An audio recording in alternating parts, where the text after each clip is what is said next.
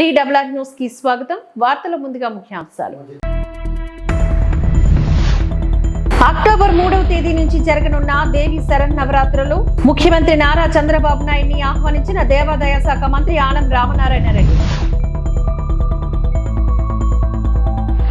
స్వచ్ఛతా he సేవ 2024 కార్యక్రమంలో భాగంగా పరిశుభ్రతను పాటించండి పిలుపునిచ్చిన పౌర విమానాశ్రయ మంత్రిత్వ శాఖ మంత్రి రామ్మోహన్ నాయుడు కింజరపు.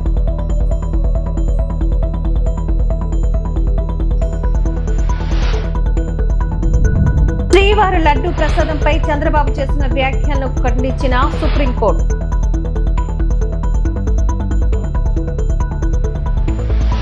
ఇంద్రకీలాద్రిపై కొలువై ఉన్న శ్రీ దుర్గా మల్లేశ్వర స్వామి వార్ల దేవస్థానంలో అక్టోబర్ 3వ తేదీ నుంచి జరగనున్న దేవి శరన్నవరాత్రి ఉత్సవాలకు ముఖ్యమంత్రి నారా చంద్రబాబు నాయుడు, దేవాదాయ శాఖ మంత్రి ఆనం రామనారాయణ రెడ్డి, దేవాదాయ శాఖ కమిషనర్ సత్యనారాయణ ఆలయ అధికారులు ఆహ్వానించారు. ఈ సందర్భంగా ఉండవల్లి నివాసంలో సీఎంను వేద పండితులు ఆశీర్వదించి అమ్మవారి ప్రసాదాన్ని అందించారు. స్వచ్ఛతా హీ సేవ 2024 కార్యక్రమంలో భాగంగా పరిశుభ్రతను పాటించడానికై పౌర విమానయాన మంత్రిత్వ శాఖ, ఎయిర్పోర్ట్ అథారిటీ ఆఫ్ ఇండియా ఉద్యోగులు చేస్తున్న అవిశ్రాంత కృషిని నేను అభినందిస్తున్నాను. వారి అంకిత భావం మన ఇల్లు, బహిరంగ ప్రదేశాలు, కమ్యూనిటీలను పరిశుభ్రంగా ఉంచుకోవడంలో మనందరికీ స్ఫూర్తినిస్తుంది. కింజరపు రామ్మోహన్ నాయుడు అన్నారు. Chairman AI and all the officers from the ministry and especially today's heroes सफाई कर्मचारियों, आप सबको मेरा हृदयपूर्वक नमस्कार. सितंबर 17 तारीख से स्वच्छता ही सेवा कार्यक्रम हम लोग आगे बढ़ा रहे हैं. अगर भारत को हम विश्व में एक अच्छा सा देश हम देखना चाहते हैं तो उसका मूल कारण हमारे स्वच्छता पे हम सबको ध्यान देना पड़ेगा. और मेरे को बहुत खुशी है कि जिस तरह से हमारे मंत्रालय में भी ये 2 हफ्तों में जो काम किया है उसके लिए मैं सभी कर्मचारियों को, सभी ऑफिसर्स को, सेक्रेटरी साहब से लेकर कर्मचारियों तक सभी को हृदयपूर्वक धन्यवाद देना चाहता हूँ कि आप लोगों ने भी इतना इम्पोर्टेंस के साथ ये काम को आगे बढ़ाया. శ్రీవారి లడ్డూ ప్రసాదంపై చంద్రబాబు చేసిన వ్యాఖ్యలను సుప్రీంకోర్టు తీవ్రంగా పరిగణించింది. వరుసగా ప్రశ్నల వర్షం కురిపిస్తూ కల్తీ నెయ్యి వాడినట్లు ఆధారాలు ఉన్నాయా అంటూ సూటిగా ప్రశ్నించింది. ఆ 4 ట్యాంకర్ల నెయ్యిని ప్రసాదంలో వాడలేదని కోర్టుకు తెలిపిన న్యాయవాది సిద్ధార్థ్ లూథ్రా మరి కల్తీ జరగనప్పుడు ఎందుకు బహిరంగ ప్రకటన చేశారు అంటూ సుప్రీంకోర్టు ప్రశ్నించగానే నీళ్లు నమిలిన సిద్ధార్థ్ లూథ్రా సుప్రీంకోర్టు వ్యాఖ్యలతో అడ్డంగా దొరికిపోయిన చంద్రబాబు నాయుడు తన స్వలాభం కోసం పవిత్రమైన తిరుపతి లడ్డు మీద నింద వేసి ఈరోజు శ్రీవారి భక్తులందరి మనోభిప్రాయాల్ని దెబ్బతీశాడు. సో మళ్ళీ ఆ భక్తుల మనోభిప్రాయాల్ని పునరుద్ధరించాలని, దానికి సుప్రీంకోర్టు కలుగజేసుకొని ఇది విచారించి నిజానిజాలు తెలపాలని మొదటి నుంచి మేము కోరుకుంటూనే ఉన్నాం. ఈరోజు సుప్రీంకోర్టు ఈ కేసుని మరి స్వీకరించడం జరిగింది. ఈ కేసులో సుప్రీంకోర్టు కనుక కరెక్ట్ గా విచారిస్తే చంద్రబాబు నాయుడు అనుకో చేసిన అబద్దాలు ఖచ్చితంగా బయటకు వస్తాయి. ఎందుకంటే మీరే చూశారు, చంద్రబాబు నాయుడు లాంటి వాళ్ళు ఒక సీఎం స్థాయిలో ఉండి తప్పు జరిగిందా లేదా అని విచారణ చేయకుండా, ఎటువంటి సాక్ష్యాధారాలు లేకుండా కేవలం జగన్మోహన్ రెడ్డి గారిని టార్గెట్ చేయాలి, ఆయన మీద నింద వేయాలి, ఆయన్ని హిందువులకి దూరం చేయాలన్న ఒక దురుద్దేశంతోనే ఈ యొక్క కామెంట్ చేశాడు అనేది స్పష్టం కాబోతుంది. ఎందుకంటే ఈరోజు సుప్రీంకోర్టు ఈ కేసు తీసుకునేంత వరకు, ఆ డేట్ అనౌన్స్ చేసేంత వరకు సిట్ వేయనే లేదు. అంటే ఉన్నత స్థాయి విచారణ ఎక్కొట్టాలి, ఉన్నత స్థాయి విచారణ జరిగితే తాను చెప్పిన అబద్దం బయటపడుతుందన్న భయంతో సిట్ ని హడావిడిగా ఏర్పాటు చేయడం మనం అందరం కూడా గమనించాలి. మొదటి నుంచి మాకు సిట్ మీద ఎందుకు నమ్మకం లేదు అంటే, తన పరిధిలో ఉన్న సిట్ ని చంద్రబాబు నాయుడు వేస్తే ఆల్రెడీ తను ఒక జడ్జిమెంట్ ఇచ్చేశాడు కాబట్టి దానికి లోబడే అధికారులు అబద్దాలు మాట్లాడతారు, నిజాలు చెప్పరు. ఎందుకంటే ఈరోజు సిట్ లో వేసిన అధికారి అడిషనల్ డీజీ, ఆయన కన్నా పెద్ద ర్యాంక్ లో ఉన్న టీటీడీ ఈఓ, మరి ఐఏఎస్ ఆఫీసరు మొదట మాట్లాడిన స్టేట్మెంట్ కి చంద్రబాబు నాయుడు గారు అబద్దం చెప్పిన స్టేట్మెంట్ తర్వాత మాట్లాడిన దానికి తేడా చూస్తేనే ఈ సిట్ అనేది సిట్ అండ్ స్టాండ్ కి తప్ప దేనికి పనికిరాదనేది అర్థమైంది. అందుకే మేము మొదటి నుంచి అడిగాము, సుప్రీంకోర్టులో విచారణ జరగాలి, సిబిఐకి డైరెక్షన్ ఇచ్చి విచారిస్తే ఖచ్చితంగా మత కల్లోలాలు సృష్టించాలనుకున్న చంద్రబాబు నాయుడు అనుకో అందరికీ కూడా బుద్ధి చెప్పే అవకాశం దొరుకుతుందని. సో ఈ రోజు విచారణ స్టార్ట్ అయింది. దీన్ని సిబిఐకి అప్పచెప్పి సిట్టింగ్ జడ్జి పర్యవేక్షణలో మరి విచారణ జరిగితే ఖచ్చితంగా హిందువుల మనోభిప్రాయాల్ని గౌరవించిన వాళ్ళం అవుతాం, పునరుద్ధరించిన వాళ్ళం అవుతాం. లేకపోతే చంద్రబాబు నాయుడు వేసిన ఈ నింద పవిత్రమైన లడ్డూని తినాలా వద్దా, దీంట్లో కలిసిందా లేదా అన్న అనుమానంతోనే భక్తులందరూ కూడా ఈరోజు లడ్డూ తినకుండా వెళ్లిపోతుంటే ఒక తిరుపతి అమ్మాయిగా చాలా బాధేస్తుంది. ఈ రోజే అలగర్ కోయిల్ మదురై దగ్గర మరి దక్షిణ తిరుమల చాలా పవిత్రమైన టెంపుల్. ఇక్కడ భగవంతుడిని కోరుకున్నాను, ఖచ్చితంగా సుప్రీంకోర్టు ఇన్వాల్వ్ అయి ఈ కేసుని విచారించాలి. తప్పు చేసిన వాళ్ళని, అలాగే అంటే తప్పుడు స్టేట్మెంట్ ఇచ్చిన వాళ్ళందరూ ఎంత పెద్ద పొజిషన్ లో ఉన్నా కూడా వాళ్ళని శిక్షించాలి అని భగవంతుడిని కోరుకున్నాను, సుప్రీంకోర్టుని కోరుకుంటున్నాను. డాక్టర్ సింబల్ లోగోతో అక్రమ మద్యం తరలింపు. ఐనవిల్లి మండలం మడుపల్లి వద్ద అక్రమ మద్యం పట్టుకున్న క్రైమ్ బ్రాంచ్ పోలీసులు యానాం నుంచి కారులో కృష్ణా జిల్లా హనుమాన్ జంక్షన్ కు తరలిస్తూ ఉండగా వాహనాల తనిఖీలో భాగంగా మార్గ మధ్యలో పట్టుకున్న పోలీసులు 4 నిందితులు అరెస్ట్ చేశారు. వీరి వద్ద నుంచి 52,000 విలువ చేసే 192 మద్యం బాటిల్స్, ఒక స్విఫ్ట్ డిజైర్ కారును స్వాధీనం చేసుకున్న తెలియజేసిన సిఐ లేవరాజు.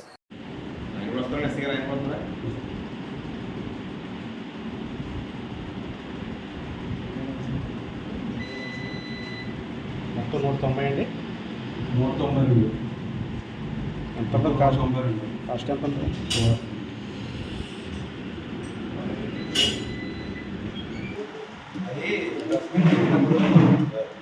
అందరికీ తెలియదు, మొత్తానికి మానేయండి.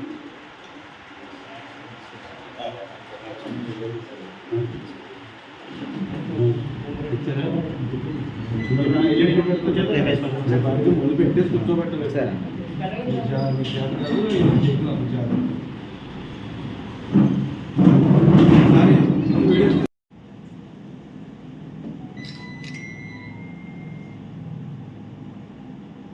అందరికీ నమస్కారం. కొత్తపేట మండలం పలివెలి గ్రామంలో గల ప్రసిద్ధి చెందిన ప్రముఖ స్వయంభూ పుణ్యక్షేత్రం శ్రీ ఉమా కొప్పులింగేశ్వర స్వామి ఆలయంలో ఈవో కనబడటం లేదని భక్తులు ఆరోపిస్తున్నారు. ఈ ఏడాది మార్చి నెలలో సోమాల శివ అనే అధికారిని ఈవోగా నియమించారు.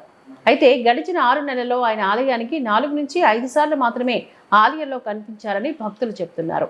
ఈవో సక్రమంగా విధులకు రాకపోవడంతో నిర్వహణ క్రింది స్థాయి సిబ్బందిపై పడింది. దీంతో ఆలయంలో పరిశుభ్రతతో పాటు ఆలయంలో పలు సౌకర్యాలు కూడా సక్రమంగా లేవని భక్తులు ఆవేదన వ్యక్తం చేస్తున్నారు. నేడు సోమవారం మరియు మాస శివరాత్రి అయినప్పటికీ ఈవో సోమాల శివ ఆలయానికి రాలేదని భక్తులు మండిపడుతున్నారు.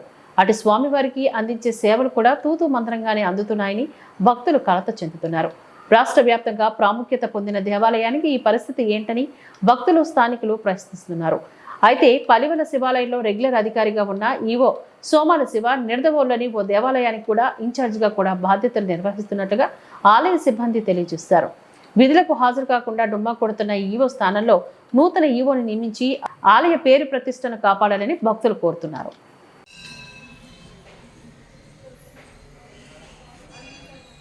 శివాయ.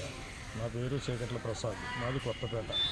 నేను ప్రతిరోజు ఉదయం 7:30 నుంచి 8 గంటల మధ్యన పలివెలి శివాలయం కొప్పేశ్వర స్వామి ఆలయానికి దర్శనానికి వస్తాను. ఏ రోజు కూడా ఇక్కడ ఈవోని నేను చూసిన దాకాలేదు. ఈవో ఎలా ఉంటారో కూడా నాకు తెలియదు. ఈవో సీట్లో చూద్దామంటే ఎప్పుడైనా ఏదైనా చెప్దామన్నా ఈవో గారు సీట్లో కనపడరు.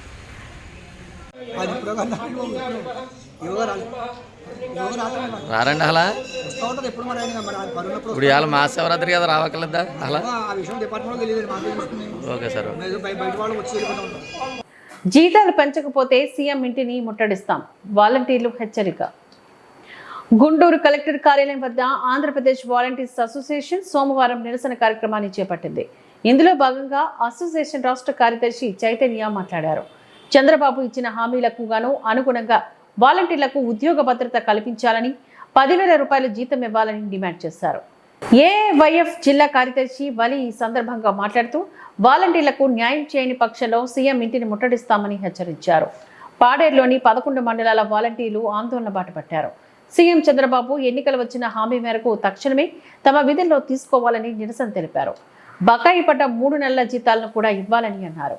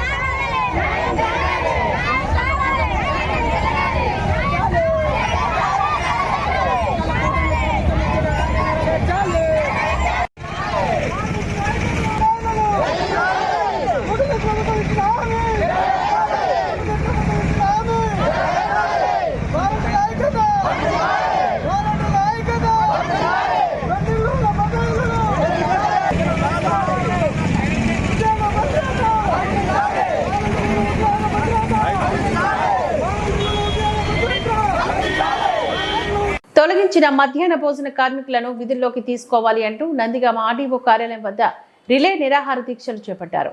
పిచ్చుక మీద బ్రహ్మాస్త్రంలాగా రాష్ట్ర ప్రభుత్వం మధ్యాహ్న భోజన కార్మికులపై రాజకీయ కక్ష సాధింపులు చేసింది.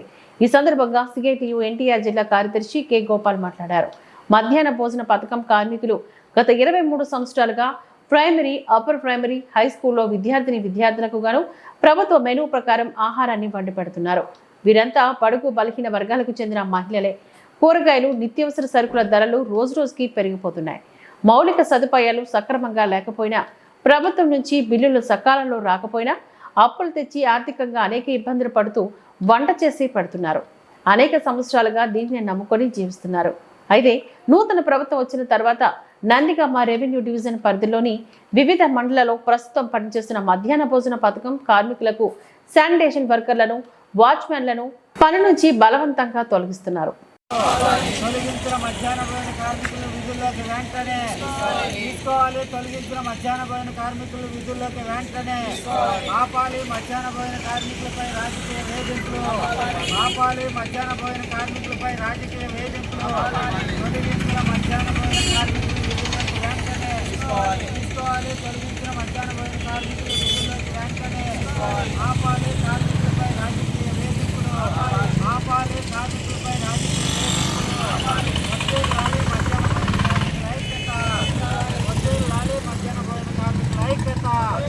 ఫిర్యాదుదారులు సంతృప్తి పడేలా ప్రజా ఫిర్యాదుల పరిష్కారం ఉండాలని నగరపాలక సంస్థ కమిషనర్ ఎన్ మౌర్య అధికారులను ఆదేశించారు.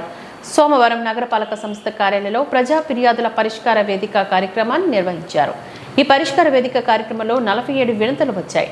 తమ వీధిలోని చెట్ల కొమ్మలు ఎక్కువగా ఉండి ఇండ్ల మీద పడేలా ఉంది, తొలగించాలని, త్రాగునీరు నిర్దిష్ట సమయంలో కూడా సరఫరా చేయాలని, మురుగు కాలువలు శుభ్రం చేయాలని, టీడీఆర్ బాన్లు ఇప్పించాలని, వీధి దీపాలు ఏర్పాట్లు చేయాలని పలువురు కమిషనర్కు వినతులు అందించారు. అన్ని వినతులను కమిషనర్ క్షుణ్ణంగా పరిశీలించి పరిష్కరిస్తాము అంటూ హామీనిచ్చారు. కమిషనర్ ఈ సందర్భంగా మాట్లాడుతూ ఏ వారం వచ్చిన వినతులో ఆ వారంలోపే పరిష్కరించాలని, లేని ఎడల అర్జీదారుని కలిసి వివరించాలని అన్నారు. ఆయా విభాగాలకు వచ్చిన వినతులకు వారే పరిష్కరించి వారికి తెలియజేయాలని సూచించారు.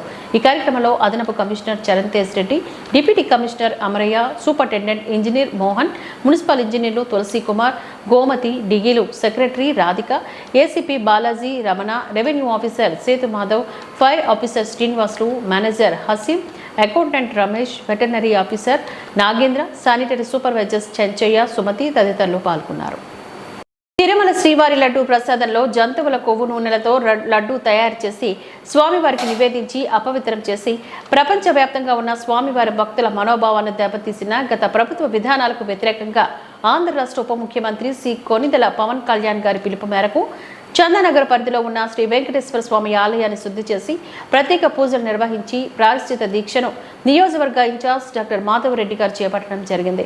ఈ సందర్భంగా ఆయన మాట్లాడుతూ భారతదేశంలో సనాతన ధర్మ పరిరక్షణకు సంబంధించి ఒక వ్యవస్థ ఏర్పాట్లు చేయాలని చెప్పిన జనసేన పార్టీ అధ్యక్షుడు శ్రీ పవన్ కళ్యాణ్ గారి వ్యాఖ్యలతో ప్రతి ఒక్కరూ ఏకీభవిస్తున్నారని, సనాతన ధర్మ సంస్కృతి సాంప్రదాయాలపైన యువతకు అవగాహన కల్పించాలని కోరారు. సనాతన ధర్మం అన్ని ధర్మాలను గౌరవించాలని చెప్తున్నదే తప్ప ఎక్కడా కూడా ఏ ఒక్క మత విశ్వాసాలతో విభేదించలేదని తెలియజేశారు.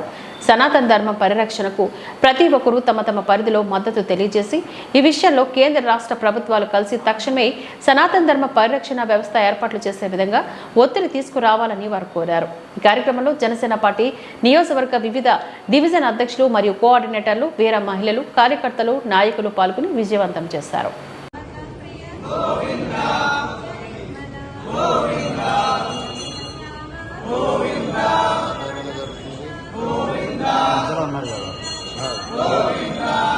షేర్ జనసేన బట్టి జనసేన బట్టి ఆల్ హిందూస్ అందరికీ వాళ్ళే కాదు ప్రైవేట్ షేర్ నెక్స్ట్ చేస్తున్నారు కదా అక్కడ ఆల్రెడీ అది సంగీతం చేస్తున్నారు.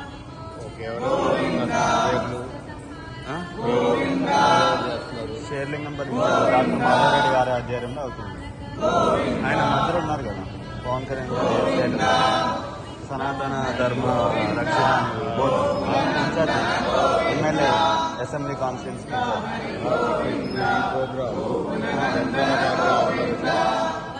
జరుగుతుంది.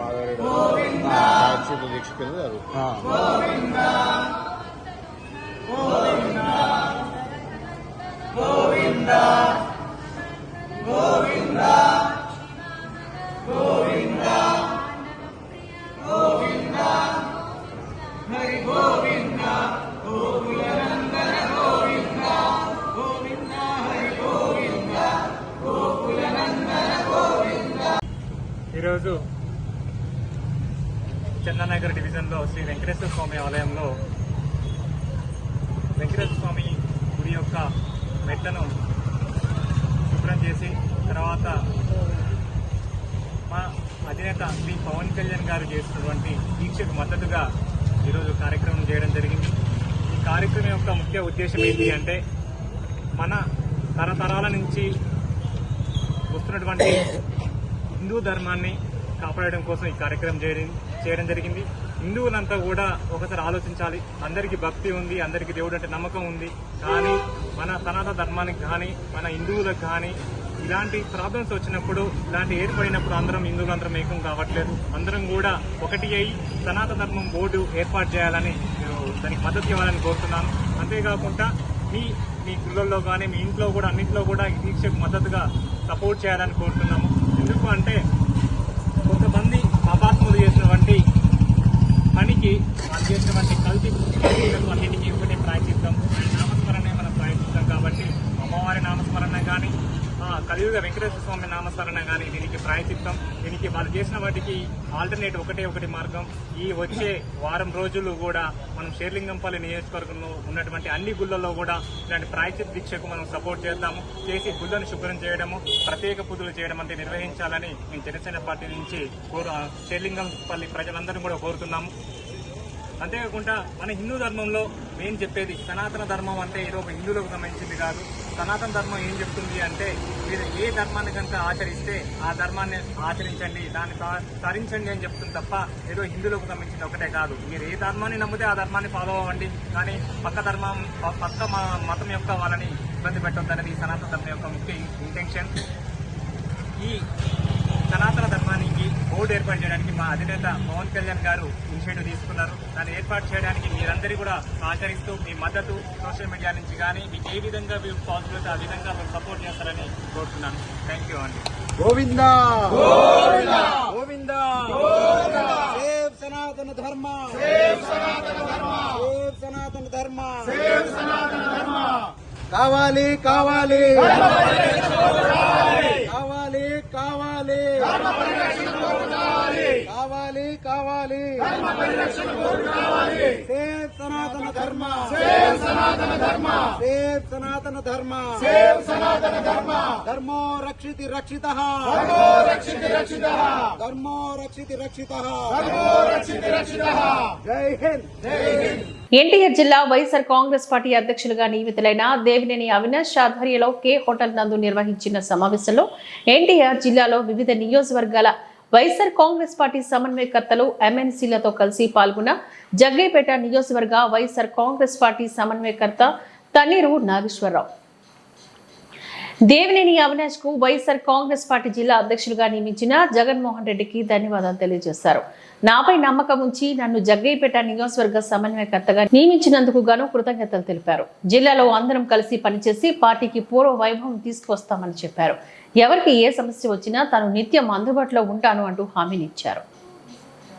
పార్టీ శ్రేణులను ఏకీకృతం చేసి నియోజకవర్గంలో గ్రామ స్థాయిలో పార్టీ బలోపేతానికి కృషి చేస్తామని అన్నారు. 10 రోజుల్లో పట్టణంలో వైఎస్ఆర్సీపీ కార్యాలయాన్ని ఏర్పాట్లు చేస్తామని అన్నారు. నియోజకవర్గ స్థాయిలో పార్టీ నాయకులు కార్యకర్తలతో సమావేశాన్ని ఏర్పాట్లు చేసి పూర్తి స్థాయి కార్యాచరణ ప్రణాళికను రూపొందిస్తామని వివరించారు.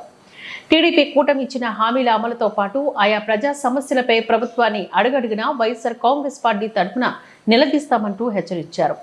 రైతులు ప్రజల పక్షాన పోరాడతామని హామీనిచ్చారు. ప్రజలకు ఇచ్చిన హామీలను అమలు చేయాలని టీడీపీ కూటమి ప్రభుత్వం అమలు చేయాలని డిమాండ్ చేశారు. వైఎస్ఆర్ కాంగ్రెస్ పార్టీ అధ్యక్షులుగా నియమించబడినటువంటి యువకులు మరి రాజకీయాల్లో ఒక బ్రాండ్ కలిగిన కుటుంబం నుంచి వచ్చి మరి అంచెలంచెలుగా రాజకీయంగా ఎదుగుతూ మన ఈస్ట్ నియోజకవర్గంలో కూడా వారు మరి గణనీయంగా అభివృద్ధి చేసి బాగా తిరిగి ఎన్నికల్లో నిలబడ్డారు. అనుభవం ఉన్న నాయకులు దేవినేని అవినాష్ గారికి మరి జగన్మోహన్ రెడ్డి గారు ఇచ్చినందుకు వారికి ధన్యవాదాలు తెలియజేస్తూ వారికి జగ్గపేట నియోజకవర్గం తరఫున పూర్తి సహాయ సహకారాలు అందిస్తామని మరి అలానే జగ్గపేట నియోజకవర్గ సమన్వయకర్తగా నన్ను జగన్మోహన్ రెడ్డి గారు నాపై నమ్మకం ఉంచి నన్ను నియమించినందుకు గాను జగన్మోహన్ రెడ్డి గారికి కూడా ధన్యవాదాలు తెలియజేసుకుంటూ జగ్గపేట నియోజకవర్గంలో వైఎస్ఆర్ కాంగ్రెస్ పార్టీని బలోపేతం చేయడం కోసం నేను అహర్నిశగా కృషి చేస్తానని అలానే ఇటీవల కాలంలో జగ్గపేట నియోజకవర్గంలో సుమారుగా 6,000 ఎకరాలు పంట నష్టపోయినాయి. ఎన్యూమరేషన్ చేశారు కానీ అనకొరగా చేయడం వల్ల రైతాంగం మొత్తం కూడా మరి కోపద్యుక్తులై ఉన్నారు. మా పొలాలు పూర్తి స్థాయిలో ఎన్యూమరేషన్ జరగలేదు అని చెప్పి రోడ్డు ఎక్కుతూ ఉన్నారు. ఇవాళ ప్రభుత్వాన్ని వైఎస్ఆర్ కాంగ్రెస్ పార్టీ తరఫున డిమాండ్ చేస్తూ ఉన్నాం. మళ్ళీ ఎన్యూమరేషన్ చేయండి. పంట నష్టపోయిన రైతు ఆంగానికి అందరికీ కూడా మరి నష్టపరిహారం వచ్చేటట్టుగా చేయండి. ఇవాళ పంట ఇన్పుట్ సబ్సిడీ అయితే ఇస్తామని చెప్పి చెప్తున్నారు కానీ మరి సుమారుగా 1000 ఎకరాలు జగ్గపేట నియోజకవర్గంలో మున్నేరు కానీ పాలేరు నదుల ప్రవాహంలో మట్టి కొట్టుకుపోయి మొత్తం కూడా పొలాల్లో ఉన్న మట్టి కొట్టుకుపోయి కొన్ని పొలాల్లోనేమో ఇసుక సుమారుగా 3-4 అడుగుల ఎత్తు మేట వేయడం వలన ఎకరానికి ₹1,00,000 కనుక రైతాంగానికి ఇస్తే తప్పితే ఆ పొలాన్ని బాగు చేయడం అనేది లేదు. మళ్ళీ తిరిగి పంట వేయడానికి కూడా అది ఉపయోగపడదు. ఈ నేపథ్యంలో రాష్ట్ర ప్రభుత్వాన్ని మేము డిమాండ్ చేస్తూ ఉన్నాం. రైతాంగాన్ని తప్పనిసరిగా ఆదుకోవాలని అలానే మరి మా పూర్తి సహాయ సహకారాలు మరి అవినాష్ గారికి ఇస్తూ ఈ 7 నియోజకవర్గాలు కూడా రాబోయే ఎన్నికల్లో వైఎస్ఆర్ కాంగ్రెస్ పార్టీ అభ్యర్థులను గెలిపించి జగన్మోహన్ రెడ్డి గారికి బహుమతిగా ఇస్తామని చెప్పి ఈ సందర్భంగా తెలియజేస్తాము.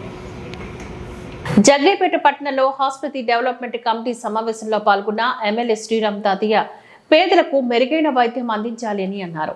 వైద్యం కోసం ఆసుపత్రికి వచ్చే పేదలకు మెరుగైన నాణ్యమైన వైద్యం అందించడంతో పాటు వారికి అందించే ప్రతి వైద్య సేవలోనూ బాధ్యతగా అన్ని స్థాయిల్లో హాస్పిటల్లో సేవలు అందించాలని ఎమ్మెల్యే శ్రీరామ్ తాతయ్య పేర్కొన్నారు. హాస్పిటల్కి కావాలన్నటువంటి అవసరాలను అడిగి తెలుసుకున్నారు. సోమవారం స్థానిక జగ్గైపేట గవర్నమెంట్ జనరల్ హాస్పిటల్లోని ఎమ్మెల్యే శ్రీరామ్ తాతయ్య చైర్మన్ హోదాలో అధ్యక్షత వహించి ఆసుపత్రి అభివృద్ధి సొసైటీ సమావేశాన్ని నిర్వహించి దిశానిర్దేశం చేశారు.